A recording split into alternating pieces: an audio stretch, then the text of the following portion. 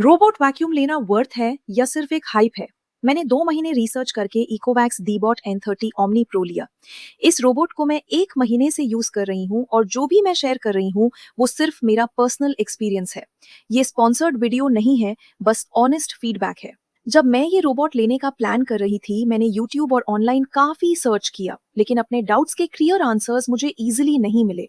इसीलिए सोचा अपना एक्सपीरियंस रिकॉर्ड करूं, ताकि अगर आप भी इस रोबोट को लेने का प्लान कर रहे हो तो ये रिव्यू आपको बेटर डिसाइड करने में हेल्प करे। मैंने ये रोबोट फ्लिपकार्ट सेल में 39,000 रुपए में लिया और अच्छी बात ये थी कि नेक्स्ट डे डिलीवरी हो गई। सिर्फ 4 दिन बाद इकोवैक्स टेक्नीशियन ने डेमो शेड्यूल किया, प्रोडक्ट सेट किया और सारे फीचर्स क्लियरली समझाए।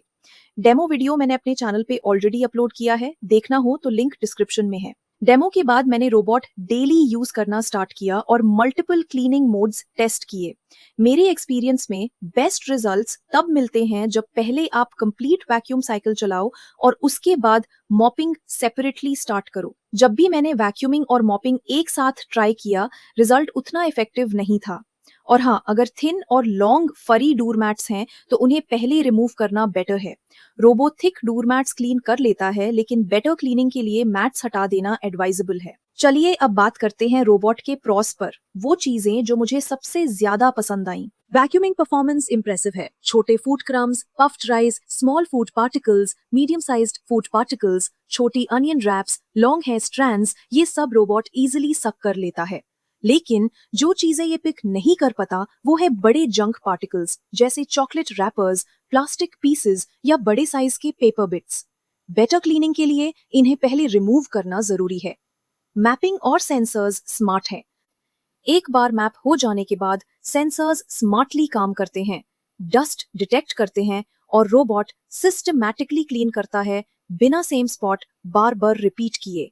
ऑटोमेटिक डस्ट कलेक्शन भी काफी हेल्पफुल है। जब वैक्यूमिंग कंप्लीट हो जाता है, रोबोट डॉक स्टेशन पे वापस जाता है और अपना डस्ट ऑटोमेटिकली डॉक स्टेशन के डस्ट बैग में एम्प्टी कर देता है।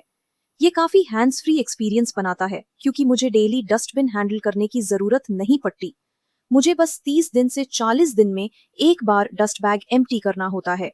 एक और चीज जो मुझे सबसे ज्यादा पसंद आई वो है सेल्फ मेंटेनेंस फॉर मॉपिंग। जब भी मॉप साइकिल कंप्लीट होती है, रोबोट डॉक स्टेशन पे वापस जाता है, वहां मॉप को हॉट वाटर से क्लीन करता है और उससे ड्राई भी करता है। इससे मॉप में मशी स्मेल, फंगस या बैक्टीरियल ग्रोथ नहीं होती, जो हाइजीन के लिए बहुत इंपॉर्टेंट है। और सबसे अच्छी बात, मुझे मैनुअली मॉप वॉश करना नहीं पड़ता। दूसरे मॉडल्स में आपको मॉप्स मैनुअली क्लीन करने पड़ते हैं, लेकिन इस मॉडल में सब कुछ ऑटोमेटिक है। जो डर्टी वाटर मॉप क्लीनिंग के बाद निकलता है वो डॉक स्टेशन के डर्टी वाटर टैंक में कलेक्ट हो जाता है, इसलिए डॉक के आसपास कोई मेस नहीं होता। क्लीन वाटर रीफिल और डर्टी वाटर एम्प्टी करना बस 3 से 4 दिन में एक बार ही होता है, यूजेज के हिसाब से। ऐप कंट्रोल भी काफी कन्वीनियंट है। ऐप काफी यूजर फ्रेंडली है और स्मूथ चलती है। आप ऐप से मल्टीपल क्लीनिंग ऑप्शंस सिलेक्ट कर सकते हो, जैसे vacuum only, mop only, vacuum के बाद मॉप, वैक्यूम और मॉप साइमल्टेनियसली, जोन क्लीनिंग या मल्टीपल वैक्यूम रन्स, जैसे 1 रन या 2 रन्स। ऐप आपको नोटिफिकेशंस भी भेजती है, जैसे क्लीन वाटर खत्म हो गई है, डर्टी वाटर टैंक फुल है या मॉप क्लीनिंग रिक्वायर्ड है। ओवरऑल मेंटेनेंस भी इजी है। ये मॉडल ओवरऑल काफी हैंड्स फ्री है, लेकिन कुछ छोटी चीजें मैनुअली करनी पड़ती है। सेंसर्स को ड्राई वाइप करना रफली हफ्ते में एक बार, डर्टी वाटर टैंक एम्प्टी करके क्लीन करना भी वीक में एक बार, वो भी यूसेज के हिसाब से। फ्रेश वाटर टैंक रीफिल करना यूजुअली हफ्ते में एक बार होता है। डस्ट बैग रफली 30 to 45 दिन में एक बार रिप्लेस ही करना होता है। ऐप पे नोटिफिकेशंस आती है तो ट्रैकिंग इजी हो जाता है। अब बात करते हैं उन एरियाज की जहां रोबोट थोड़ा बेटर हो सकता था। मॉपिंग परफॉर्मेंस एवरेज है, डेली सरफेस क्लीनिंग के लिए ठीक है, लेकिन dried food stains, oil marks और पुराने डर्ट मार्क्स रोबोट रिमूव नहीं कर पाता। कॉर्नर्स और एजेस का मॉपिंग परफेक्ट नहीं है। रोबोट एल शेप्ड कॉर्नर्स और डोर्स के पीछे मॉप नहीं कर पाता। बालकनी क्लीनिंग भी लिमिटेड है। बालकनी में रोबोट यूज किया जा सकता है, लेकिन पर्सनली मैं यूज नहीं करती हूँ। मेरे बालकनीज रफ सरफेस वाले हैं और ज्यादा मिट्टी होती है, इसलिए मैनुअल क्लीनिंग बेटर होती है। और स्पेशली बालकनी के एजेस रोबोट वहां मॉप नहीं कर पाता, तो चाहे फ्लोर क्लीन हो भी जाए, एजेस को मैनुअली क्लीन करना ही पड़ता है। क्लीनिंग टाइम भी ज्यादा लगता है। और हाँ, मैनुअल क्लीनिंग फिर भी जरूरी है। वीक में 1 से 2 बार मुझे मैनुअली क्लीन करना पड़ता है, स्पेशली बेड के नीचे, बालकनीज की एजेस, किचन के टाइट कॉर्नर्स और स्टबर्न ड्राइड स्टेन्स के लिए। अब आते हैं एक इंपॉर्टेंट कंपैरिजन पर। हाउस हेल्प बेटर है या रोबोट? वैक्यूमिंग के केस में रोबोट क्लियरली बेटर है। ये फाइन डस्ट पार्टिकल्स जो आंखों से दिखे भी नहीं, वो भी इजीली कलेक्ट कर लेता है, इवन कॉर्नर्स तक और शेड्स के नीचे भी। लेकिन मॉपिंग के केस में मेड बेटर है। Robot L shaped corners, edges और स्पेशली डोर्स के पीछे वाले एरियाज प्रॉपरली मॉप नहीं कर पाता। Tough stains, dried food marks और ऑयल स्पॉट्स भी मेड मैनुअल एफर्ट से इजीली क्लीन कर लेती है।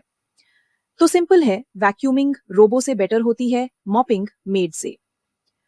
अब सवाल ये है, क्या रोबोट पूरी तरह मेड को रिप्लेस कर सकता है?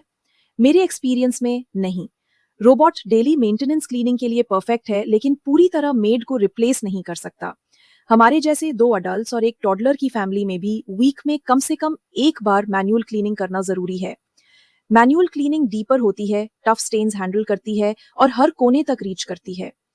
रोबोट आपका काम बहुत इजी कर देता है, लेकिन मेड का काम पूरी तरह रिप्लेस नहीं होता। और अब फाइनल डिसीजन, लेना चाहिए या नहीं। अगर आप भी मेरी तरह एक वर्किंग पेरेंट हो, मेड्स पे डिपेंड नहीं रहना चाहते और आपको दिन में मोर देन वंस क्लीनिंग की जरूरत होती है, स्पेशली अगर पेट्स हैं जो ज्यादा हेयर शेड करते हैं या स्मॉल किड्स हैं जहां फ्लोर बार बार डर्टी हो जाता है, तो ये रोबोट डेफिनेटली वर्थ इट है। ये उन सिचुएशंस में बेस्ट है जब मेड की लीव्स या डिलेज आपके रूटीन को डिस्टर्ब करते हैं, क्योंकि रोबोट के साथ आपको टेंशन लेने की जरूरत नहीं होती। क्लीनिंग हो जाती है, चाहे मेड आए या ना आए। लेकिन अगर आपके पास ऑलरेडी रिलायबल हाउस हेल्प है जो डेली क्लीनिंग कंसिस्टेंटली करती है और आपको दिन में मोर देन वंस क्लीनिंग की जरूरत नहीं है, तो ऑनेस्टली रोबोट लेने की जरूरत नहीं है। In that case manual cleaning will be simpler and faster. मेरे हिसाब से vacuuming performance deserves a solid 4.5 out of 5 और mopping performance around 3 out of 5 है। हमारे जैसे 2 अडल्ट्स प्लस एक टॉडलर की फैमिली के लिए ये रोबोट डेली क्लीनिंग के लिए परफेक्ट है। Overall Ecovacs Deebot N30 Omni Pro ने मुझे फ्रीडम और इंडिपेंडेंस दी है। अब अगर मेड लेट हो या ना आए तो टेंशन लेने की जरूरत नहीं। Robot daily cleaning routine intact रखता है और घर हैसल फ्री क्लीन हो जाता है। और हाँ, अगर आपको इकोवैक्स के बारे में और डाउट्स हैं या चाहते हो कि मैं किसी स्पेसिफिक फीचर पे सेपरेट वीडियो बनाऊं, तो कमेंट्स में जरूर बताएं। मैं आपको हेल्प करने की पूरी कोशिश करूंगी।